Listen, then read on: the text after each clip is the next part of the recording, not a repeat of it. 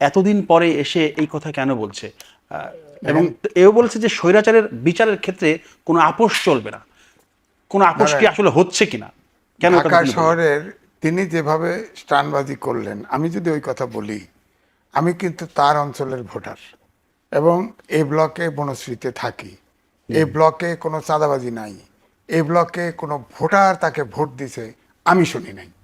তিনি তিনি তো পাশ করলেন, তো তিনি কে পাশ করলেন কেমন? কারা ভোট দিল? এই প্রশ্ন এই জন্যই বলছি, বলা যায় অনেক কথা মুখে বলা যায়, যদিও আমি অনিয়ার এই কথাটা বলার উচিত হয় নাই, কিন্তু এরকম তো ঘটনা তো এরকম। আচ্ছা। তো উনি যেটা বললেন সেদিন হয়েছে বাসি, ওনারা দাবি যাই করুক না কেন ওনাদের কোনো দাবি বাস্তবায়ন হবে না, কারণ ওনারা শেষ। ওনারা ইউনূস সাহেব যখন তাদের কি বলেন, ব্যবহার করে, এনসিপি শেষ হয়ে যাবে কেন? হ্যাঁ এনসিপি শেষ, কারণ প্রথমে জামাতের কোলে ঢুকে গেছে, হ্যাঁ। এরপরে শুরুতে ইউনূস সাহেব মব হিসাবে তাদের ব্যবহার করে প্রত্যেকটা মিনিস্ট্রিতে বসায় দিয়ে সব তরুণদেরকে বিতর্কিত করে ফেলছে। যদি নেপালের মতো ইলেকশনটা সময় মতো হতো, ইউনূস সাহেব যদি তার নিজের স্বার্থের বাইরে যেতেন, তাহলে কিন্তু নেপালের মতো রেজাল্ট হতে পারতো। এই নাহিদ ইসলাম হয়তো প্রধানমন্ত্রী হতে পারতো। ডক্টর ইউনূস তো এমন আভাস দিয়েছিলেন যে এখনকার ছাত্ররা যারা রাজনীতি তিনি করছে তারা আবার দিয়েছিলেন মন্ত্রী- যে 100 বছর পরে, কারণ সে হেঁটে যেত, মানুষ পাশ থেকে বলতো আপনি 5 বছর থাকেন, আপনি 10 বছর থাকেন, কেউ কত 50 বছর। 100 বছর হ্যাঁ, থাকেন। আচ্ছা। ওনার হিসেব করে নাই, যে বলছে সে হিসেব করে নাই উনি একটা মানুষের জীবন কত দিনের, এই হিসাব করে নাই। সুতরাং আমি মনে করব এই এনসিপিকে ধ্বংস করার জন্য এনসিপি দায়ী। আর জামাত ইসলাম আপনি খেয়াল করে দেখেন দ্বিচারিতা কত। জামাত ইসলামের প্রত্যেকটা নেতা, তাদের ছেলে মেয়ে কেউ আপনার এই মাদ্রাসা অনুসরণ করে লেখাপড়া করে নাই, তারা কাউকে ইমাম বানায়নি, সব আধুনিক শিক্ষায়, বিজ্ঞান শিক্ষায়, বিদেশে লেখাপড়া, বিদেশে বাস, এগুলি করে। অথচ এখানে আপনার ওই ধর্মীয় উন্মাদনা তৈরি করে সাধারণ লোককে কাতারবদ্ধ করে, ব্যস্ত দোজকের অংশ হয়ে এটা করে। সুতরাং এটাও ওই ইলেকশনের পরে, ইলেকশনের শেষের দিকে এই আপনার জান্নাতের টিকিট টিকিট। বেঁচে টেছে অনেক টাকা পয়সা বিতরণ করছে। আপনি খেয়াল করে দেখেন ইসলামী ব্যাংক থেকে কত টাকা নিয়েছে, বিভিন্ন ব্যাংক থেকে কত।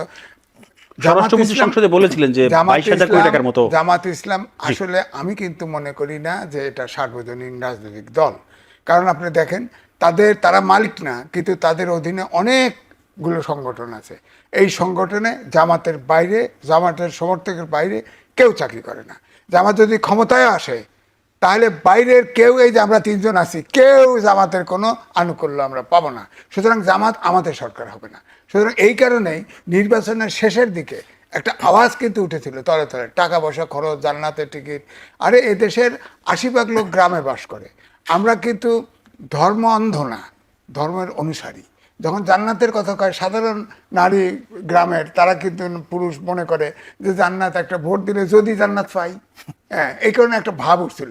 পরে যখন তাফালিংটা বেশি শুরু করে দিছে তখন, এবং রাস্তাঘাটে এই যে যেমন কি ব্যারিস্টার শাহরিয়ার কবির বললেন, সে তো দেশের এই আন্দোলনের সময়ও ছিল না, তাকে চেহারাও দেখে নাই কেউ, না, সেও আপনার তাকে দেখে নাই, সেও রাস্তাঘাটে 1000 টাকার নোট বিতরণ করছে, ঢাকা শহরে বিক্রি করছে। ভিডিওতে আমরা দেখেছি। হ্যাঁ ভিডিওতে দেখছেন তো।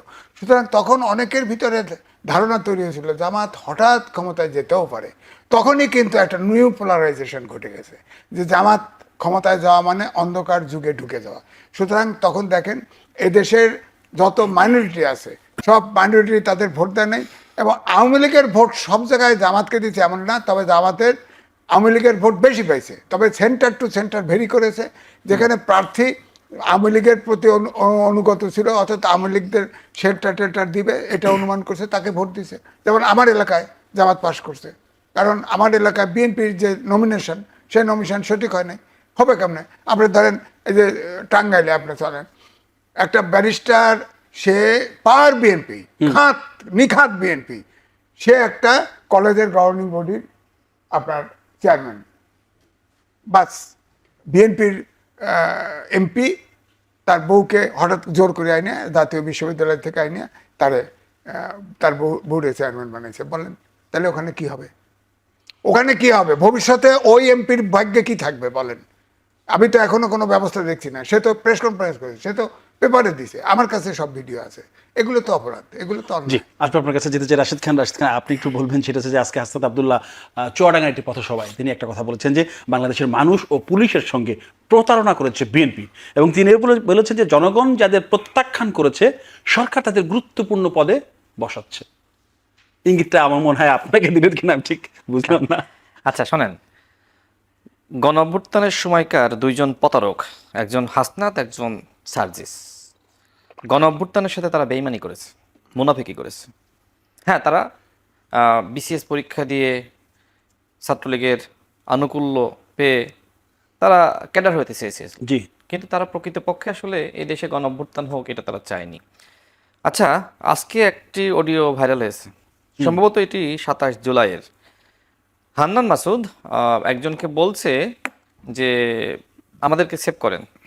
হাসনাত এবং সার্জিস এই দুজন মুনাফিক মির্জাফর নাহিদ ইসলামদেরকে অ্যারেস্ট করিয়েছে, আমাদেরকেও ক্ষতি করার পরিকল্পনা করছে। তো আমাদেরকে সেভ না করলে ওরা আসলে মানে গণ অভ্যুত্থানের, তারপর একটা গালি দিয়েছে, মেরে দিবে। বুঝতে পেরেছি। এটা সার্জিস সম্পর্কে বলছে এবং বলছে হান্নান মাসুদ। সার্জিসরা- হ্যাঁ, হান্নান মাসুদ আজকে তো সামাজিক যোগাযোগ মাধ্যমে ব্যাপকভাবে ভাইরাল হয়েছে। দেখেন, আমি এটাকে অনেকগুলো বক্তব্যে বলেছিলাম যে হাসনাত এবং সার্জিস ছিল গণ অভ্যুত্থানের মির্জাফর, একজন ছাত্র উপদেষ্টা, নামটা নাই বলি। কিন্তু জনগণ তো তাদের চেনে নেতা হিসেবে। জনগণ তো অনেক কিছুই জানে না, আমি একটু শেষ করি। আচ্ছা, দেখেন, একজন ছাত্র উপদেষ্টা 7 আগস্ট রাতে আমাকে বলেছিল হাসনাত এবং সার্জিস জনগণের সাথে বেইমানি করেছে, ঠিক এই লাইনটা ছাত্র উপদেষ্টার কথা বলেছি। তার মানে যারা যারা ছাত্র উপদেষ্টা ছিল তাদের একজন। আচ্ছা, দেখবেন যে যে সমন্বয়কের তালিকা, সেখানে নাহিদ ইসলাম 1 নম্বরে, আসিফ মাহমুদ 4 নম্বরে, এবং 2 এবং 3 হাসনাত এবং সার্জিস। আচ্ছা, এই যে গ্যাপ কেন, গ্যাপটা কেন, তাই না? যদি ছাত্র উপদেষ্টা হয় তো 1 এবং 2, দুইজন হলে 1 2 হওয়ার কথা, তাই না? 2 এবং 3 কেন হলো না, কেন 4 হলো? এর কারণটা হলো ওই 2 এবং 3 ছিল মির্জাফর এবং 2 এবং 3 ছিল হাসনাত এবং সার্জিস। দেখেন, যে সময় হাসনাত, সার্জিস, এরপরে আপনার আবু বকর মজুমদার, নাহিদ ইসলাম, আসিফ মাহমুদ, নুসরাত তাবাসসুম, তারা যে সময় ডিবি হেফাজতে, আমরা তো এটাই জেনেছি, তাই না? কিন্তু প্রকৃতপক্ষে ঘটনা হলো হাসনাত এবং সার্জিস নিজেরা স্বেচ্ছায় ডিবি হেফাজতে গিয়েছিল এবং তারা গোয়েন্দা সংস্থাকে বলেছিল যে ওদের 4 জনকে আপনারা এইভাবে হেফাজতে রেখেছেন, আমাদেরকে বাইরে রাখলে আমরা তো বিতর্কিত হই, সেক্ষেত্রে আপনারা যে এজেন্ডা বাস্তবায়ন করতে চান সেটা তো আমরা পারবো না, আমাদেরকেও বিতর্ক মুক্ত করতে ওদের সাথে রাখেন। কারণ তারা কিন্তু বিশ্বাস করে এগুলো কেন আপনি বিশ্বাস করবেন না? আমি ব্যাখ্যা দিই, শোনেন। অবাক হচ্ছি আমি। একটা টেলিভিশনে কি আমি এসে এখানে সওয়ালাপ করব? আপনার কি মনে হয়? একদম নতুন কথা, জি বলেন। আচ্ছা শোনেন, তো যে সময় আসিফ মাহমুদ, নাহিদ ইসলামদেরকে যে সময় পুলিশ নির্যাতন করছিল, ঠিক ওই সময় হাসনাত এবং সার্জিসকে জুস খাওয়াচ্ছিল, তাও পুকুর পাড়ে। যে সময় হ্যান্ডকাপ পরিয়ে নাহিদদেরকে নিয়ে যাচ্ছিল, সেই সময় কোনো হ্যান্ডকাপ নাই, এইভাবে মানে হাতছাড়া অবস্থায় তারা ঘুরতেছিল পুকুর পাড়ে। এগুলো আপনি নাহিদ ইসলামকে জিজ্ঞেস করেন। আমি গণ অভ্যুত্থান নিয়ে মোটামুটি একটা স্টাডি করেছি, মানে কোথায় আমি রাজনৈতিক যে সমীকরণ সেটা তো আমি দেখেছি বা আমি সেটার সাথে ছিলাম, কিন্তু এর বাইরে কি হয়েছিল, রিফাত রশিদরা কোথায় ছিল, হান্নান মাসুদরা কোথায় ছিল, কারা তাদেরকে নিরাপত্তা দিয়েছিল, আই নো এভরিথিং। কি হয়েছিল সেটাও আমি জানি, এবং ওই 6 জন ওইখানে কি হয়েছিল সেটাও আমি জানি। আপনি আসিফ মাহমুদকে জিজ্ঞেস করেন, আপনার শোতে মনে হয় সামনে আসবে ইনশাআল্লাহ, জিজ্ঞেস করবেন যে রাশেদ খান এই কথা বলেছিল যে সময় আপনারা মার খাচ্ছিলেন হাসনাত এবং সার্জিস জুস খাচ্ছিল, তো সেই হাসনাত তো বলবে এই কথাবার্তা, তার এলাকায় সে তো রিড করে এমপি হয়েছে। হাসনাত আব্দুল্লাহ প্রকৃতপক্ষে রিড করে এমপি হয়েছে। ওই এলাকায় বিএনপির একজন প্রার্থী থাকলে হাসনাত আব্দুল্লাহ এমপি হইতে পারে। এই যে ডিসি নিয়োগের কেলেঙ্কারি আপনার কি মিথ্যা মনে হয়? এনসিবি কেলেঙ্কারি মিথ্যা মনে হয়? এগুলো দরবেশ বাবা তানভীরকে দিয়ে হাসনাত এবং সার্জিস করিয়েছিল। আপনি কি ভুলে গিয়েছেন সেই রূপায়ণ কার্যালয়ের সামনে একজন নারী সার্জিসের কাছে 7 লাখ টাকা দিতে এসেছিল, দেওয়ার কথা ছিল 10 লাখ, 3 লাখ দেয়নি, এই জন্য ক্ষুব্ধ হয়েছিল। কিসের টাকা? কাজ পাইয়ে দিবে এই জন্য টাকা নিচ্ছে, বকশিস। এর আগে সব মিলিয়ে 48 লাখ টাকা দিয়েছিল, তাই না? আমরা কি এইগুলো ভুলে গিয়েছি? আচ্ছা দেখেন, সার্জিস আলম কি বলেছিল যে আমরা সবসময় অন্তর্বর্তীকালীন সরকারকে মিস করব, কারণ ওই সরকারের সময় উপদেষ্টাদের বেডরুমে ঢুকে যেতে পেরেছি। ভাই বলে নাই? বলছে তো, বলেছে। তার মানে এখন তারা বিএনপি সরকার সমালোচনা কেন করছে? একটাই সমস্যা, বিএনপি সরকার আইনের শাসন প্রতিষ্ঠা করেছে, চাইলে এখন কোনো সচিবের রুমে তারা ঢুকতে পারে না, চাইলে এখন কোনো মন্ত্রীর রুমে তারা ঢুকতে পারে না। 18 মাসে যে মানে লুটপাটটা তারা করলো, এর প্রতিবেদন তো স্বয়ং টিআইবি তারা প্রকাশ করেছে যে অন্তর্বর্তীকালীন সরকারের সময় ইতিহাসের সব থেকে বেশি ঘুষ লেনদেন হয়েছে। অন্য সরকারের সময় তো এত বেশি ঘুষ লেনদেন হয়নি, টিআইবি বলছে। হাসনাত এবং সার্জিসের সরকারের সময় এটি হয়েছে। ভাই বললেন না যে নেপালের মতন নাহিদ ইসলাম তো বাংলাদেশে প্রধানমন্ত্রী হতে পারতো, হইল না কেন? হইল না একটাই কারণ, কারণ আপনি সরকারে থাকবেন আবার দল গঠন করবেন মন্ত্রী পাড়ার বাসায় বসে, এটা কি হয় নাকি? নাহিদ ইসলাম একটি কিংস পার্টি গঠন করেছেন সরকারে থাকা অবস্থায়। ভাই বললেন যে এনসিপি বলতে কিছু নাই, হ্যাঁ আমিও বলি এনসিপি একটা সময় কিংস পার্টি হিসেবে তারা আত্মপ্রকাশ করেছিল ডক্টর মোহাম্মদ ইউনূসের ছত্রছায়ায় বা অন্তর্বর্তীকালীন সরকারের সহযোগিতায়। পরবর্তীতে দেখবেন যে ডাক্তার যারা প্রগতিশীল মনা তারা কিন্তু বের হয়ে গেছে, তারা বের হয়ে গেছে। এখন যারা আছে অ্যাকচুয়ালি তারা মূলত জামাত এবং শিবিরের সাবেক কর্মী, জামাত এবং শিবিরের সাবেক কর্মী ছাড়া এনসিপিতে আর কিচ্ছু নাই। হ্যাঁ, নাহিদ ইসলামরা গণঅভ্যুত্থানের নেতা, বাট আব্দুল্লাহিল বাকি নাহিদ ইসলামের অত্যন্ত ঘনিষ্ঠ, হ্যাঁ হাসনাত সার্জিসদের ঘনিষ্ঠ এবং এনসিপির অ্যাক্টিভিস্ট হিসেবে সবাই জানে। সে ফেসবুকে লিখেছিল যে এনসিপির 6 জন এমপির 6 জনই কোনো না কোনোভাবে শিবিরের রাজনীতির সাথে জড়িত। 4 জন সরাসরি শিবির করেছে আর 2 জন আপনার শিবিরের কোচিং সেন্টারে ক্লাস নিয়েছে। শিবিরের কোচিং সেন্টারে যারা ক্লাস নেয় এরা শিবির না করলে ক্লাস নিতে দেয় না, এই কথা সে ওইভাবে ব্যাখ্যা করেছে আর কি। এই জন্য কি ওই 6 জনই পাস করলো আর বাকিদেরকে পাস করেনি নাকি? কারণ জামাত তাদের সমর্থন দেখেছে যে কারা পাস করার পরে আমাদের এজেন্ডা বাস্তবায়ন করবে, তো দেখলো যে এই 6 জনই মোটামুটি এজেন্ডা বাস্তবায়ন করবে, এই জন্য এই 6 জনকে জামাত ইসলাম টাকা দিয়ে পাস করিয়েছে। আমরা দেখেছিলাম সারোয়ার তুষার, সাইফ মুস্তাফিজের আসনে কিন্তু ওনারা বারবার অভিযোগ করছিল তাদেরকে আসলে জামায়াতের পক্ষ থেকে সেই ধরনের সুবিধা দেওয়া হচ্ছে না, দল হিসেবে তারা জোট করেছিল। আচ্ছা, তারা কিন্তু অভিযোগ করেছিল। তো তাহলে তো আপনি তো আরেকজন প্রমাণ, আপনার কাছে তো আমার থেকে বেশি তথ্য আছে। দেখেন তুষার সাহেব এখন তো জামাতের নেতা হয়ে গেছেন, ওই সময় তিনি এনসিপির নেতা ছিলেন, তিনি ওই সময় জামাতের বিরুদ্ধে বিশাল বিপ্লবী ছিলেন। এখন দেখবেন যে এনসিপির বিরুদ্ধে সমালোচনা করলে তো তুষার সাহেব কিছু বলে না, জামাতের বিরুদ্ধে সমালোচনা করলে তিনি খুব প্রতিবাদী হয়েছেন, কারণ তার টার্গেট হলো আগামীবার এমপি হবে জামাতের সহযোগিতায়, সুতরাং এখন থেকে জামাত হইতে হবে। তো এইভাবে যারা একটু প্রগতিশীল মনা ছিল এনসিপির মধ্যে তারা এখন জামাত হয়ে যাচ্ছে। এই যে মনিরা শারমিন আমাদের ছোট বোন, তাই না, সে দেখবেন একসময় জামাতের বিরুদ্ধে খুব সোচ্চার ছিল, সে বিভিন্ন টকশোতে বলেছে যে লিখে রাখেন যদি এনসিপি জামাতের জোটে যায় এবং সেক্ষেত্রে সংরক্ষিত নারী আসনের এমপি আমি হব না, কিন্তু পরবর্তীতে সে কিন্তু সেটি হইতে যাচ্ছিল। তার দুর্ভাগ্য যে সে আসলে হইতে পারে নাই। তার বক্তব্যগুলো খেয়াল করবেন, এখন তার বক্তব্যগুলো ঠিক জামাতের পক্ষে, মানে এনসিপির মধ্যে এখন প্রতিযোগিতা চলছে কে বড় জামাত হবে। তো এই প্রতিযোগিতা যদি এনসিপির মধ্যে চলে এনসিপি থাকে, তো ভাই যদি বললেন এনসিপি এখন শেষ হয়ে গেছে, আমিও বলবো যে এনসিপি আর জামাতের ভিতরে এখন কোনো পার্থক্য নেই। 1 মিনিটে শেষ করি। এনসিপি জামাত, জামাতি এনসিপি, এনসিপির সমস্ত কার্যক্রম এখন জামাত চালাচ্ছে। আমি শুরুতে বলেছিলাম, আপনি বললেন যে সময় আসলে জুলাই পদযাত্রা শুরু হলো সে সময় দেখবেন যে বৃষ্টির মধ্যে খরা, এনসিপির খরা, লোক হচ্ছেন, খুব মানে একটা মানসিকভাবে ভেঙে পড়লো যে গত বছরও তো অনেক লোক এসেছিল দেখার জন্য, শোনার জন্য, এখন তো কেউ আসে না। এরপরে হাসনাত এবং সার্জিস যেখানে যায় জামাতের আমিরকে ফোন দেয়, আমরা তো আপনাদেরই ছেলে পেলে, আপনাদের জন্যই কাজ করছি, আমরা তো ভোকাল, আমরা তো এখনো পর্যন্ত তৃণমূলকে সংগঠিত করতে পারে নাই, তো আপনারা যদি আমাদের বক্তব্য শুনতে না আসেন, লোকজন না ফাটান, তো সেক্ষেত্রে কিভাবে 11 দলীয় জোট থাকবে? 2 দল তো চলে গেছে, আমরা হয়তো ভবিষ্যতে চলে যাবো না, এবার থ্রেট দিয়ে লোকজন নিয়ে আসে, বুঝতেছেন কিছু? তো যাই হোক, এনসিপি নতুন যে বন্দোবস্ত শুরু করেছিল, তো ভণ্ডবস্ত শুরু করার কারণে কিন্তু এটাকে আপনি কি বলেন, ভণ্ডবস্ত? আচ্ছা, নতুন শব্দ আরেকটা। না শোনেন, আমি চেয়েছিলাম যে আমি স্বাভাবিকভাবে সবসময় খুব সহনশীল কথা বলতাম, কিন্তু এই নাসিরউদ্দিন পাটোয়ারিরা যে সময় বিএনপির বর্ষিয়ান নেতা, বিএনপি সংগ্রামী মহাসচিব, তাকে নিয়ে বলে যে মির্জা ফখরুল ইসলাম আলমগীর সাহেব মন্ত্রী হওয়ার যোগ্যতা রাখে না, কিসের রাষ্ট্রপতি হবে?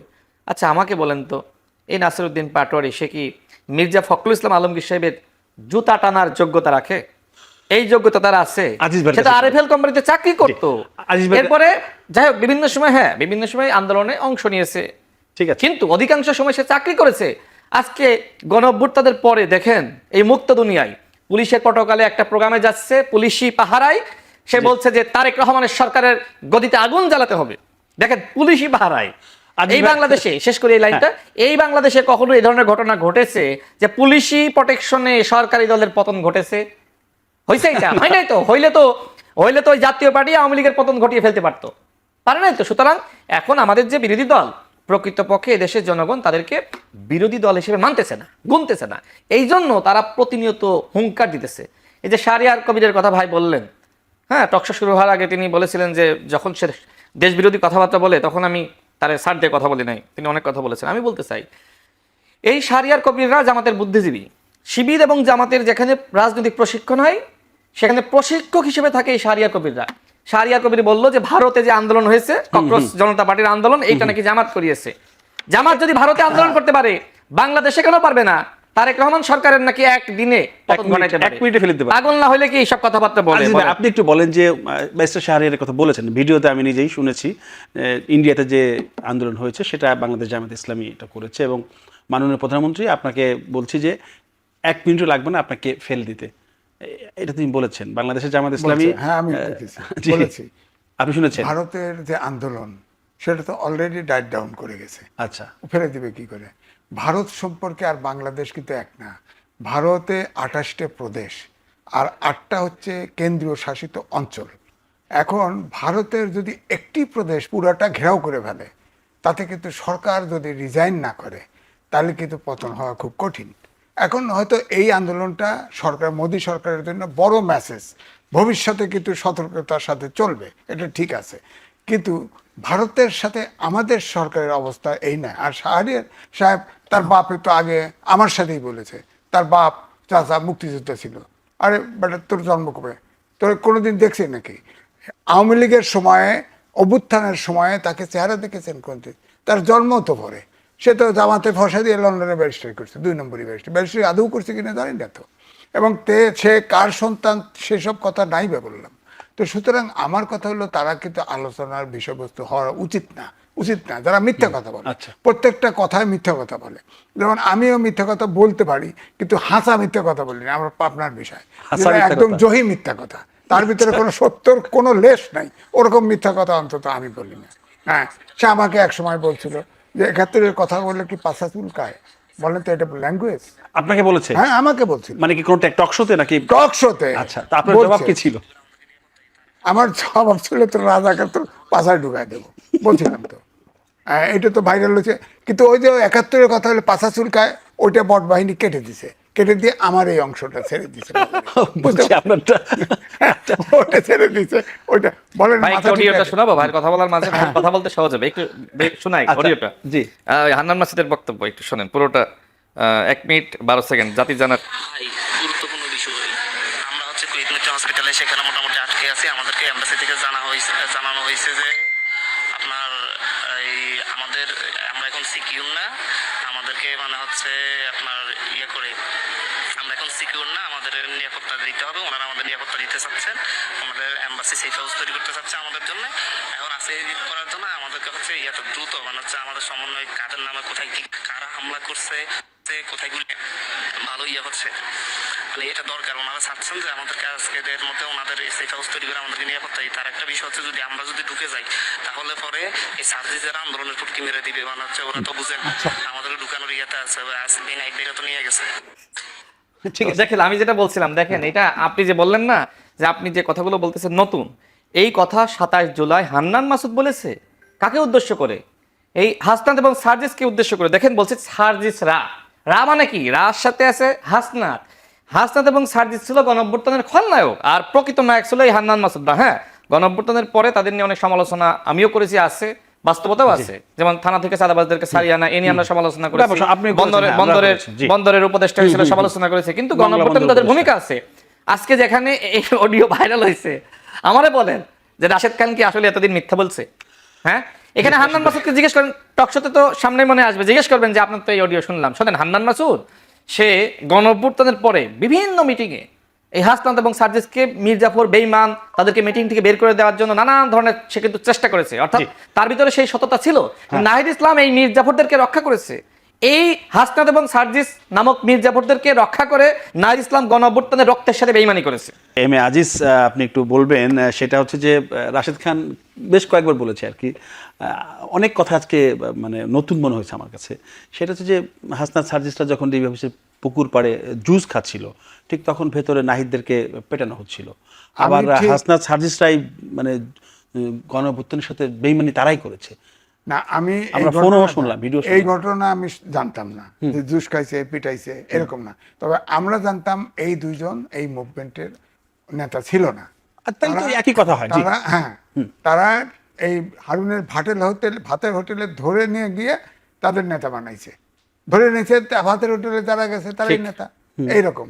কিন্তু ওই যে কোল্ড ড্রিঙ্ক খাওয়াইছে আবার পিটাইছে এদেরকে, এই কাহিনী আমি জানতাম না। আচ্ছা। তবে এইটাও জানি, আমার কাছে একটা ভিডিও আছে, আমি ধরে নিছি এটা এআই করছে, হাসনাতকে আমি গুলি করা ভিডিও আছে, গুলি করতেছে। এটা ওটাই সঠিক না, এটা সঠিক না, ওটা হয়তো এআই করছে, এটা সঠিক না, আমি ধরে নিলাম। জুস খাইতে কিন্তু ওটা সঠিক।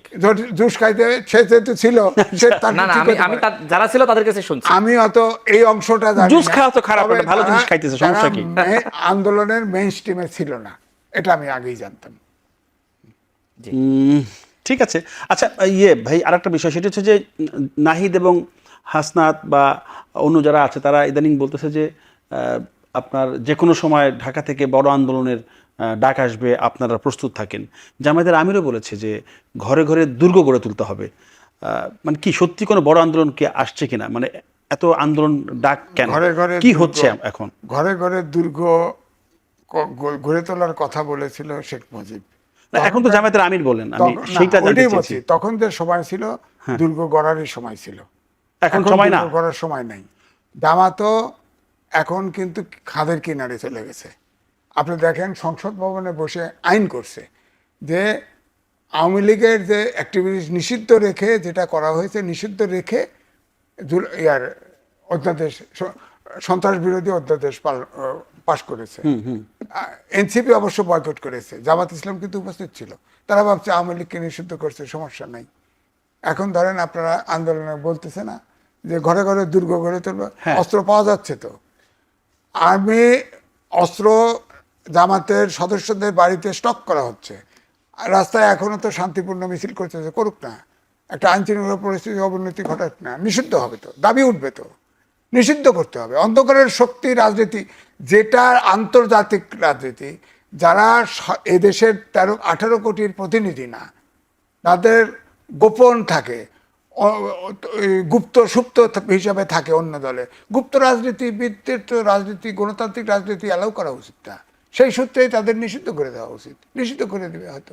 কারণ হচ্ছে ধরেন যদি আপনি গুপ্ত রাজনীতি অ্যালাউ করেন, তাহলে হরকাতুল জেহাদ কি করেছে, আনসারুল্লাহ বাঙালের টিম কি করেছে, এই যে আপনার হিল ট্যাক্সের স্বাধীনতা চায়, হ্যাঁ, সে তো এখন শুনছি মিজোরামে আশ্রয় নিয়ে আছে। স্বাধীনতার সংগ্রাম, তাদেরকেও আইডিয়া দেন, তাদেরকেও অধিকার দেন, তারা তো গুপ্ত রাজনীতি করতেছে। তো গুপ্ত রাজনীতি গণতান্ত্রিক রাজনীতির সাথে যায় না। সুতরাং গুপ্ত রাজনীতি যারা করবে, আন্তর্জাতিক, আগে নাম ছিল কি, বাংলাদেশ পাকিস্তান, জামাত ইসলাম পাকিস্তান, জামাত ইসলাম ভারত, জামাত ইসলাম অমুক, অর্থাৎ এটা আন্তর্জাতিক একটা ছিল। নিবন্ধন পাওয়ার জন্য তারা বাংলাদেশ জামাত ইসলাম হলো। তা আমার কথা হচ্ছে যে তারা এখনো বাংলাদেশের সার্বজনীন রাজনৈতিক দল না। তার প্রমাণ আমি দিলাম যে প্রত্যেকটা প্রতিষ্ঠানে আপনি দেন, এমনি জনশ্রুতি আছে, তারা গরু জবাই করলেও ফকির জামাতেরটা খুঁজে বার করে, অন্যরে দেয় না। সুতরাং এই পার্টি তো ক্ষমতা আসা উচিত না, আসতে দেওয়া যাবে না। এবং এই জন্য আমি বলবো, এখন যে সংসদে যে কিছু সদস্য, প্রায় 5-6 জন সদস্য যে কেলেঙ্কারিগুলো করতেছে, যেসব আওয়াজগুলি দিচ্ছ, জামাত তো শেষ, জামাত শেষ, আমি লিখেছি তো, জামাত শেষ, তাদের বক্তব্য কর। আপনি দেখেন আব্দুল্লাহ মোহাম্মদ তাহের, তিনি বলছেন আমি শিশু মুক্তিযোদ্ধা, সংসদের দাবি করছে, সংসদের দাবি করছে। হ্যাঁ, অনেক আগে। তারপরে আর এক সংসদ সদস্য, সে বলছে না সংসদে আপনার পর্দা দরকার, ওয়াশিং মেশিন দরকার, পর্দা, এটা দরকার সেটা চেয়েছেন বলছে তিনি, না। জি। আরেকজনকে তদন্ত, জামাত নিজেই তদন্ত করছে, তদন্ত করে দেখা গেছে তার পরকীয়া না, সে যে একটা শিশুর সাথে প্রেম করছে, 18 বছরের নিচে হলে শিশু, টিনেজার, কিশোরী, জি, কিশোরী। টিনেজার, কত চেষ্টা করছে, সে জামাত তদন্ত করে বের করছে যে না এটা সঠিক, যেটা ওয়েবসাইটে পাওয়া গেছে, ভাইরাল হয়ে গেছে, এটা সঠিক। এই লোক, কিন্তু জামাতের পক্ষ থেকে নানাভাবে এটাকে বলা হচ্ছিল এটা এআই, এটা ঠিক না, এটা এটা করা হয়েছে। প্রথম থেকে বলছিল, প্রথম থেকে বলা হচ্ছিল। এমনকি ওই মেয়ের বাবা মাকেও সাক্ষী হিসেবে হাজির করা হয়েছিল, চাপে পড়ে তাই করছে, হয়তো টাকা দিয়ে করছে, অসৎ লোক যাইছে তাই করতে পারে। কিন্তু জামাত তো তদন্ত করে পারছে, তার পেয়েছে যে তার নৈতিক স্খলন, তাকে বহিষ্কার করেছে। এই বহিষ্কার আদেশ এটা স্পিকারের কাছে জানাইছে, ইলেকশন কমিশনের কাছে জানাইছে। স্পিকার, ইলেকশন কমিশন, আমার মতে তাকে বহিষ্কার করা উচিত না, থাকলেও নৈতিক জল, কারণ ওটা একটা গ্যাংগ্রিন, যতদিন সংসদে থাকবে ততদিন জামাতের প্রতীক হয়ে থাকবে। আর দেখেন এখন বলে সাদাবাজ, দুর্নীতি, অমক সমক, ইয়াবা ইত্যাদি ইত্যাদি। আরে এখন তো মাজার, মক্তব সব জায়গায় রেপ, ধর্ষণ, বলৎকার এটা মহামারী আকার ধারণ করেছে। বেগম খালেদা জিয়া একবার দেখেন অ্যাসিড থ্রোয়িং শুরু হয়েছিল মহামারী আকারে, আইন করলো ক্যাপিটাল পানিশমেন্ট, এরপরে এখন নাই। আর মেয়েদের মুখে অ্যাসিড মারে না কেউ। না, এখন তো এখন আইন করে না কেন এই সরকার? আইন করে না, উনি তো প্রধানমন্ত্রীর রাজনীতি সহকারী, জি, তাকে জিজ্ঞাসা করা যাক। পাওয়ারফুল ব্যক্তি। আচ্ছা। আমি বলছি, দাবি করছি, এখন বাংলাদেশের প্রধান সমস্যা হচ্ছে মাস্তানি, দুর্নীতি, হ্যাঁ, ইয়াবা, মাদক এবং ধর্ষণ, বলৎকার এবং এইগুলি। কঠোর হস্তে তো দমন করতে এই হবে, ব্যাপারে এছাড়া তো- আইন করা উচিত, জি। কঠোর আইন এবং আইন প্রয়োগ করা উচিত। রাশিদ খানকে যেতে চাই। রাশিদ খান যদি এই ব্যাপারে কিছু বলেন, তবে তার আগে আজিজ ভাইকে যে প্রশ্ন করেছিলাম যে যে কোনো সময় আন্দোলন ডাক আসতে পারে, ঘরে ঘরে দুর্গগুলো তুলতে হবে, তারপরে ঢাকা থেকে বৃহত্তর আন্দোলনের কর্মসূচি আসবে, নাহিদ ইসলাম এবং জামায়াতের আমির, ওনারা 11 দলের গুরুত্বপূর্ণ দুজন ব্যক্তি, আপনি সরকারি দলের একজন গুরুত্বপূর্ণ ব্যক্তি, মানে আসলে কিভাবে দেখছেন তারা কেনই ডাক দিচ্ছে? এখন এমন কি অবস্থা দেশের যে ডাক দিতে হবে? প্রত্যেক ঘরে ঘরে দুর্গ গড়ে তোলো। হুম। এখন জামাতের আমির ডাক্তার শফিকুর রহমান হতে চাচ্ছেন শেখ মুজিবুর রহমান। আজিজ ভাই কি বলেন? জামাতের রাজনীতি আর আওয়ামী লীগের রাজনীতির মধ্যে কোনো পার্থক্য নাই। সুতরাং ডাক্তার শফিকুর রহমান যদি শেখ মুজিবুর রহমান হতে চান, আমি তাকে বাহবা দিব। কারণ দল হিসেবে জামাত ইসলাম ফ্যাসিস্ট। ভবিষ্যতে ক্ষমতায় গেলে এই সচিবালয় একদিনে খালি হয়ে যাবে। সকল কর্মকর্তা কর্মচারীদেরকে তারা ঘাড় ধাক্কা দিয়ে বের করে শিবির এবং জামাতের যোগ্যতা থাকুক বা না থাকুক তাদেরকে বসাবে। জামাত ইসলাম বাংলাদেশের কোনো রাজনৈতিক দল হতে পারে না। যে দলের জন্ম বাংলাদেশে হয়নি সেই দল কিভাবে বাংলাদেশের দল হয়? যদিও মানে বাংলাদেশ পিছন থেকে সামনে আনলেই কি ওই দলটা বাংলাদেশের হয়ে যায়? জামাত ইসলামের জন্ম কোথায়? লাহোরে। মানে আমাদের এই দেশের মানে নেতাদের ভুল আছে। জামাত ইসলামের মতন একটা রাজনৈতিক অপশক্তিকে বাংলাদেশে নিবন্ধন দেওয়া এবং রাজনীতি করার সুযোগ দেওয়া। জামাত ইসলাম একটা বিস্ফোরা। যেমনিভাবে ফিলিস্তিনের জন্য ইসরায়েল যেমনিভাবে বিস্ফোরা, ঠিক বাংলাদেশের জন্য জামাত ইসলাম বিস্ফোরা। সুযোগ পাইলেই তারা মানে এমনভাবে বিষ ছড়াই, আপনি আসলে এটা সহ্য করতে পারবেন না। দেখেন, আমরা ভাবছিলাম যে গণ অভ্যুত্থানের পরে হয়তো জামাত ইসলাম ভালো হয়ে যেতে পারে, কারণ যে সময় বিএনপির সাথে জোটে ছিল জামাত ইসলাম মজলুম ছিল, তাই না? যে কারণে জামাত ইসলামের রূপটা আমরা দেখতে পারি নাই। এখন যেমন আওয়ামী লীগ অনেকটা মজলুমের মতনই যদি আপনি ধরেন, ঠিক আছে, তাদের মানে এখন কোথাও তাণ্ডব নাই, তাদের কিচ্ছু রাজনৈতিক নাই, কর্মকাণ্ড নেই, ঠিক আছে, তারা এক এখন- প্রকার জি। মজলুমই মনে হচ্ছে। হ্যাঁ, পালিয়ে আওয়ামী লীগ, বেড়াচ্ছে। তাই না? পালিয়ে বেড়াইলে, লুকিয়ে থাকলে, আঘাত করলে পাল্টা আঘাত না করলে কি বলে? মজলুম বলে বলে। না? জি। তো আওয়ামী লীগ দেখেন এখন ওই যে মজলুমের মতনই মনে হচ্ছে। ঠিক আওয়ামী লীগকে আমরা যেমনি ভাবে চিনতে ভুল করতেছি এখন, ঠিক জামাত ইসলামকে আসলে আমরা চিনতে ভুল করছি, বিশেষ করে আমাদের মতো তরুণরা। আজিজ ভাইরা অনেক সময় সমালোচনা করতো, মাঝে মধ্যে ভাবতাম খামাখা সমালোচনা করে। তো এখন তো বাস্তবতা দেখতেছি যে দল বাংলাদেশের প্রধান বিরোধী দল হওয়ার পরে এইভাবে জালিম হইতে পারে, ক্ষমতায় গেলে তারা কি করতে পারে বলেন তো? আচ্ছা, যে সময় বিএনপি বাংলাদেশের প্রধান বিরোধী দল ছিল, বিএনপির কোনো এমপি এই কেলেঙ্কারিতে জড়িয়েছে, কোনো অপকর্ম করেছে? এখন দেখেন যে তাদের কি অবস্থা। আমি জনগণকে বলবো, হ্যাঁ ভাই যেটি বললেন তার সাথে একমত, যে একটা সময় যেটি হয়েছিল গ্রামগঞ্জের মানুষ 1000 টাকার নোটকে তারা জান্নাতের নোট মনে করেছে, মানে টিকিট মনে করেছে। এটা হয়েছে।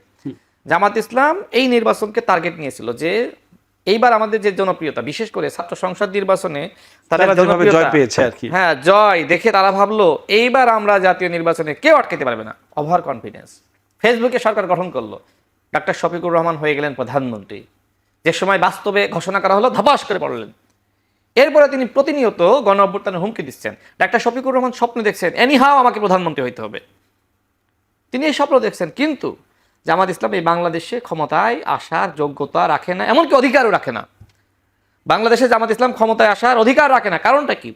জামাত ইসলাম বাংলাদেশের শুধুমাত্র স্বাধীনতার বিরোধী শক্তি না, তারা এই বাংলাদেশের যেহেতু অস্তিত্বে বিশ্বাস করে নাই, জন্মে বিশ্বাস করে নাই, তাদের হাতে সার্বভৌমত্ব নিরাপদ নয়, রাষ্ট্রযন্ত্র এইটা মনে করে। এই জন্য আমি আপনাকে এতটুকু বলি, যেদিন জামাত ইসলাম বাংলাদেশে এনিহাও জান্নাতের টিকিট বিতরণ করে টাকা পয়সা দিয়ে ভোট কিনে কোনো একটা মেকানিজম করে ক্ষমতায় আসবে, জামাত ইসলাম ক্ষমতায় আসার পরে একদিনও টিকতে পারবে না। এই যে এখন শাহরিয়ার সাহেবরা, জামাতের কথিত বুদ্ধিজীবীরা বলছে না, একদিনের মধ্যে জামাত ইসলাম নাকি বিএনপির পতন ঘটাইতে পারে। ভারতের আন্দোলন নাকি তারা করাইছে, কত বড় আহম্মক। উনি বলেছেন 1 মিনিটে প্রধানমন্ত্রীকে ফেলে 1 দেওয়া মিনিটে? সম্ভব। জি 1 মিনিট। আমি তো তাহলে কই থেকে পড়বো এখন গদ্য? আপনি তো 24 ঘন্টার কথা আমি তো একদিনের কথা বলতে আচ্ছা, উনি বলছেন 1 মিনিটে। আপনি বলেন, মানে এই সব মানে মাথার ভিতর গোবর না থাকলে তো এরকম কথাবার্তা বলা যায় না। একটা বিরতির পরে এসে বাকি আলোচনা করতেছি। দর্শক, একটা বিরতি নিচ্ছি, ফিরছি শীঘ্রই, সাথে থাকুন।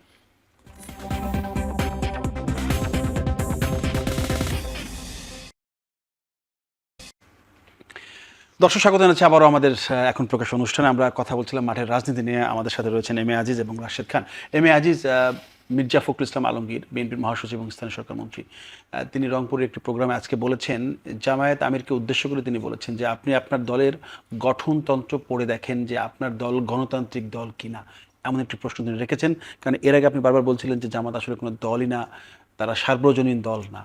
যদি এই বিষয়ে আপনি মির্জা ফখরুলের বক্তব্যে মন্তব্য করবেন। দল জামাত ইসলাম বলে ইসলামিক দল।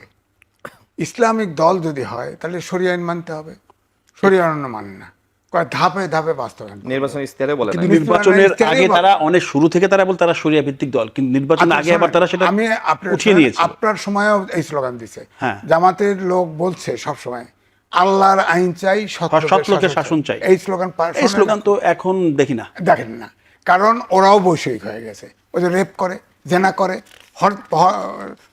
আরে সাংবাদিকরা জিজ্ঞেস করতে আব্দুল্লাহ মোহাম্মদ তাহেরকে যে পরকিয়া করছে, এটা কি না, ধর্ষণ আসতে পরকিয়া ভালো, তো এটা তো উৎসাহিত করে। মুসলমান আইনে আছে যে 4 জনকে বিয়ে করা যায়, এটা তো বলা আছে। সেটা তো বিভিন্ন অবস্থা পরিপ্রেক্ষিতের ভিত্তিতে ইসলামে অনেক বিধিবিধান আছে। হুট করে আপনি 4টা বিয়ে কেন করবেন? আগের বিবাহিত স্ত্রীর অনুমতি লাগবে, সেটাই অনুমতি লাগবে। অনেক ব্যাপার স্যাপার আছে, খালি মুখ দিয়ে কই ফেললে তো হবে না। আপনার 4টে বিয়ে এখন সবকিছু হালাল করে দিবেন, এইটা দিবেন, তা তো হবে না। এই জন্য আমি বলি যে জামাত যেটা বলা হয়েছে যে ইসলামিক দল না, এটা কোনো দলের ফিলোসফি নাই। এখন পর্যন্ত জামাত সম্পর্কে আমি কনফিউজ, এদের রাজনীতিটা কি। ডাইরেক্ট ইসলামিক দলগুলো তো মনে করে না। এই যে হেফাজতের কথা বললো, হেফাজত যারা বেরিয়ে যাচ্ছে, তাতে জামাত ইসলামকে ইসলামিক দল মনে করে না। হ্যাঁ, মওদুদি দল, মওদুদি তো এটা বিষয়, মওদুদের কোনো ছেলে জামাত ইসলাম করে না। হ্যাঁ, আপনি তাদের আপনি বলেন সাবেক গোলাম আজমের ছেলে, মতিউর রহমানের নিজামীর ছেলে, বর্তমান জামাতের আমির, একজনও ইসলামিক লাইনে পড়ছে? সবগুলো আধুনিক, সবগুলো বিদেশে লেখাপড়া করছে। আর সাধারণ লোকজন জামাত করে, গরিব দুঃখী যারা গ্রামে বাস করে। আরে আমি গ্রামে গেছি, আপনার গ্রামের মানে পাকঘর আর ঘর ছাড়া সে চেনে না। হ্যাঁ, সেও মনে করে যে তারা তো আশা করে যে জামাত ইসলামী হচ্ছে ইসলামের দল, সৎ লোকের শাসন হবে, দেশে শান্তি শৃঙ্খলা আসবে এবং আমরা জান্নাতে যাওয়ার জন্য। বাস্তবে তো এখন আমার কথা হলো প্রায় 8 থেকে 9 জন সংসদ সদস্য, তারা যত রকম হাসি রস্যের কথা বলছে, এবং পরকিয়া বলেন, ধর্ষণ বলেন, শিশু ধর্ষণ বলেন, এবং প্রত্যেকটা আপনি দেখেন। এই যে শাহরিয়ার কবির সম্পর্কে বললেন, আমার কাছে আছে যে এই যে মাদ্রাসায় যে ধর্ষণ করে, এটা শাস্তি, এটা বড় অপরাধ না। 12 রাকাত নামাজ পড়লেই গুনাহ মাফ হয়ে যায়। ধর্ষণকে উৎসাহিত করা হয় না, বলাৎকারকে উৎসাহিত করা হয় না। সুতরাং যারা এই আইন করা, কঠিন আইন করা উচিত, যে বলাৎকার, ধর্ষণ, পরকীয়াকে যে উৎসাহিত করবে, তার ক্যাপিটাল পানিশমেন্ট হওয়া উচিত। কারণ এটা একটা মহামারী আকার ধারণ করেছে। এবং আমি বলতে গেলে লজ্জা লাগে, আপনি ফেসবুকে দেখেন না, যদি নুনু কাটা হয় তাহলে দেখবেন তাদের অর্ধেক লোকের নুন নাই। জামাতের দেখেন বড় বড় নেতারা পোলাপান ফাইলেই চুমু খায়, পোলাপান খেলেই চুমু খায়। এগুলি কি রোগাগ্রস্ত? তো জামাত রোগাগ্রস্ত, সবগুলো লোকের চিকিৎসা দরকার। তারা সবগুলো কিন্তু সেক্সুয়াল রোগে ভুগছে। ওটা তো আদর স্নেহ করেন, ওনারা বলেন যে তারা শিশুদের আদর স্নেহ করেন। আদর স্নেহ পাবলিক করার দরকার নাই তো। আদর করলে যে গরিব লোক, তাকে গরিব লোককে সাহায্য করেন, সমস্যা নাই। এবং আপনি এইভাবে পাবলিকলি আদর স্নেহ করার তো দরকার নেই। এখন ধরেন, আমি আজকেও একটা ভিডিও ধরলাম যে আছে, যে মাদ্রাসায় উঠতে গেছে এরকম ঢিলায় ফেলতেছে, কারণ সে পোলায় চিৎকার করতেছে, আরেকজন বলতেছে সে রাজি হয় নাই, বলৎকার করতে রাজি হয় নাই এই ছেলে, তাহলে পিটাইতেছে সমানে। যান বাসে কিনা সন্দেহ, কে আছে? গরিব লোকের, গরিব দুঃখীর ছেলেরা ছাড়া কি মাদ্রাসায় যায়? বলেন, মাদ্রাসায় যায়? মাদ্রাসায় যায় না। সেই তারা সুযোগটা কি নিরুপায়। নেয়? সেই সুযোগটা কি সবাই নিচ্ছে? নিচ্ছে নিচ্ছে, কারণ এটা তো তারা যেভাবে ইসলামকে প্রতিষ্ঠিত করতে চায় সেটা হলো, আমি তো বললাম যে বলৎকার বড় দোষ না, এটা শাস্তি। 12 রাকাত নামাজ পড়লেই গুনাহ মাফ হয়ে যায়, তো বলৎকার করা যায় ইনডাইরেক্টলি, তাই তো সেটা তো হলো। তাই মনে হয়, জি। তাই তো হলো। আচ্ছা, রাশেদ খান, আপনি এটা একটা কথা জানতে চাচ্ছি, সেটা হচ্ছে যে মানে হাসান আব্দুল্লাহ কিছুদিন আগে, রিসেন্টলি না, সম্ভবত 2 সপ্তাহ আগে বলেছিলেন যে 24শে জুলাই যদি ছাত্ররা মাঠে না নামতো তাহলে বিএনপির নেতাকর্মীরা এখন ঢাকার রাজপথে রিক্সা চালাতেন। মানে 24শে জুলাই যদি বিএনপির BNP নেতাকর্মীরা কি মাঠে যাই হোক, নামে নাই? বলৎকার তারা তো করতে মাঠে এটা তো নেমেছিল। করে নাই নাকি? জি, মাদ্রাসায় চাকরি নিয়ে বলৎকার করবে না, রিক্সা চালাতে ভালো কথা, তো কাজ তো। আচ্ছা, 4 মিনিট বলেন আপনার জন্য। 24-এর গণ অভ্যুত্থানে যদি বিএনপি এবং তার অঙ্গ সংগঠনের নেতাকর্মীরা মাঠে না নামতো, তাহলে হাসনাত এবং সার্জিস ছাত্রলীগ করত। হতেও পারত গণ অভ্যুত্থানকে ব্যর্থ করার জন্য তাদেরকে মন্ত্রিত্ব দিয়েছে। অবাক করার কিছু না। আমি একবার নয়, 1000 বার, লাখো বার, কোটি বার বলবো, গণ অভ্যুত্থানে হাসনাত এবং সার্জিসের যে ভূমিকা, সেটা মীর জাফরগিরির ভূমিকা। আমি আপনাকে চ্যালেঞ্জ করেই বললাম, হাসনাত এবং সার্জিসকে প্রতিহত করার জন্য 3 আগস্ট সমন্বয়কদের একটি অংশকে দায়িত্ব দেওয়া হয়েছিল এবং তারা প্রস্তুত ছিল। একজন সহ সমন্বয়ক এবি জুবায়ের, আচ্ছা, ঢাকা এই বিষয়ে আমরা বিশ্ববিদ্যালয়ের দেখেছি, হ্যাঁ, জি, শিক্ষার্থী ছিলেন না? চিনি, হ্যাঁ। দেখবেন ওই সময়কার ভিডিও ছবি, সে হাসনাতের সামনে এইভাবে দাঁড়িয়ে আছে, এইভাবে, যাতে করে হাসনাত কি করে, হ্যাঁ, মানে এক দফার ঘোষণাকে বানচাল করে কিনা ওই প্রক্রিয়াকে প্রতিহত করার জন্য এবি জুবায়ের প্রস্তুত ছিল হাসনাত এবং সার্জিসকে। তাদের ওই মানে যদি এক দফাকে বানচালের কোনো চেষ্টা করে, কারণ তারা 19 জুলাই সংলাপ করেছে, তারা বিনিয়ামিন মোল্লাদেরকে ধাক্কা দিয়ে বের করে দিয়েছে, ছাত্র অধিকার পরিষদের সাবেক সভাপতি। অনেক কুৎসিত ইতিহাস আছে হাসনাত এবং সার্জিসের গণ অভ্যুত্থানের সময়কার। হাসিনাকে রক্ষার জন্য এমন কোনো চেষ্টা নাই যে হাসনাত এবং সার্জিস করে নাই। আমার অনেকের সাথে তো কথা হয়, কিছু কিছু সমন্বয়ক বলে যে ভাই, মাঝে মধ্যে নাহিদ ইসলাম ভাইয়ের উপরে রাগ হয়, ক্ষোভ হয় যে গণ অভ্যুত্থানের খলনায়কদেরকে তিনি অভ্যুত্থানের পরে নায়ক বানিয়েছেন। আপনি যদি কখনো নাহিদ ইসলামের কোনো সাক্ষাৎকার গ্রহণ করেন, প্রশ্ন করবেন যে শোনা যায় যে আপনি এবং আসিফরা যে সময় ভূমিকা রাখছিলেন জনগণের পক্ষে, সেই সময় হাসনাত এবং সার্জিস জনগণের বিরুদ্ধে ভূমিকা রাখছিল, এই ঘটনা ঘটেছিল, আমরা শুনি। আপনি কেন গণ অভ্যুত্থানের প্রকৃত ইতিহাসটা লেখেন না? আসিফ মাহমুদ যে বই লিখেছে, আমি একদিন তাকে জিজ্ঞেস করলাম যে তুমি যে বই লিখেছো, আমার জুনিয়র, ঢাকা বিশ্ববিদ্যালয়ে বলা যায় যে ওকে আমি ছাত্র রাজনীতি শেখানো থেকে শুরু করে আমার সাথে রাখা, আমার সাথে খুব ঘনিষ্ঠ সম্পর্ক ছিল। আপনাদের আসিফ সাথে তো মাহমুদের। ছিল, যতটুকু আমরা দেখি আর কি, ছবি সেও টবি সেটা দেখি। স্বীকার করে, সে শপথ নেওয়ার আগের দিন আমার সাথে কথা হয়, সে আমার প্রতি বেশ কৃতজ্ঞতা স্বীকার করেছিল যে ভাই আপনার হাত ধরে এই পর্যন্ত এসেছি। যাই হোক, এখন হয়তো বড় নেতা হয়ে গেছে, তো বড় হয়ে গেলে বাংলাদেশের যে বাস্তবতা, অনেক সময় ভাবে যে সিনিয়রদেরকে শ্রদ্ধা করলে হয়তো আমি ছোট হয়ে যাব। তো যাই হোক, আসিফ মাহমুদের ভূমিকা আছে, তাকে জিজ্ঞেস করবে। 7 আগস্ট একজন ছাত্র প্রতিষ্ঠা, আমি তো আগেই বলেছি, শপথ নেওয়ার আগে তো আমাকে বললো যে ভাই ওই দুজন তো বেইমানি করেছে। এখনো পর্যন্ত অনেকের আক্ষেপ, তাদের ভিতরে অনেকের আক্ষেপ, বিশেষ করে দেখবেন হাসনাত এবং মানে নাহিদ এবং আসিফের পরে কাদের অবস্থান থাকার কথা? রিফাত, কাদের, মাইন সরকার আছে? কেন নাই? দেখেন, নাহিদ আসিফরা যে সময় হেফাজতে, পুলিশের হেফাজতে নেতৃত্ব দিয়েছে কারা?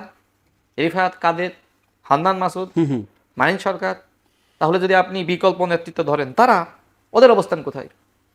এনসিপি এই কারণে টিকবে না, ওদের অভিশাপে টিকবে না এনসিপি, কারণ নাহিদ ইসলাম ওদের সাথে টোটালি বৈষম্য করেছে হাসনাত এবং সার্জিসকে রক্ষা করার জন্য। নাহিদ ইসলামের কিছু দুর্বলতার কারণে আমার কাছে মানে সে এই কাজটা করে, কারণ নাহিদ ইসলামদের অবর্তমানে সারা বাংলাদেশের জনগণের কাছে কিন্তু এরা নেতা হয়েছিল এই 4 জন, এটা তো বাস্তব, তাই না? তো নাহিদ ইসলাম কি আসলে এটা মনে করে যে আসলে ওদেরকে বেশি গুরুত্ব দিলে আসলে ওরা ভবিষ্যতে আমাকে ছাড়িয়ে যেতে পারে, এই জন্য মাঝখানে একটা গ্যাপ রাখে হাসনাত এবং সার্জিসকে দিয়ে? দেখেন, রাজনীতি বাংলাদেশের এত নোংরা, মানে এইভাবে যাকে আমরা এত বিশ্বাস করি, আমরা শুনি, আমি শুনেছি হাদিসে নাকি এরকম আছে যে কিয়ামত যত ঘনিয়ে আসবে মানুষ সত্যকে মিথ্যা, মিথ্যাকে সত্য মনে করবে। আজকে হাসনাত এবং সার্জিস যে বেইমানি করেছে সেটা মানুষ অবিশ্বাস করতেছে। দেখেন, ওই সময় ছিল হাসনাত এবং সার্জিস মানে আওয়ামী লীগের ছত্রছায়ায় এখন তারা আছে জামাতের ছত্রছায়ায়, মানে জামাতের সাথে গেলে আপনি ফেরেশতা। এই জন্য গণঅভ্যুত্থানের মীর জাফর, হাসনাত এবং সার্জিস এখন জামাত জোটে যে তারা হয়ে গেছে গণঅভ্যুত্থানের নায়ক। অসংখ্য ধন্যবাদ রাশেদ খান, ধন্যবাদ জানাচ্ছি এম এ আজিজ, দুজনকে ধন্যবাদ জানাচ্ছি। আর নাহিদ ইসলাম কেন নীরব ছিলেন, দুর্বলতা কি, সেটা আরেকদিন হয়তো আপনার কাছ থেকে তাদেরকে জিজ্ঞেস করেন। দর্শক, আজ এ পর্যন্ত। আগামীতে নতুন করে আমরা কথা বলবো, নতুন কোনো বিষয় নিয়ে। সে পর্যন্ত সবাই ভালো থাকবেন, নিরাপদে থাকবেন। সবাইকে ধন্যবাদ, শুভরাত্রি।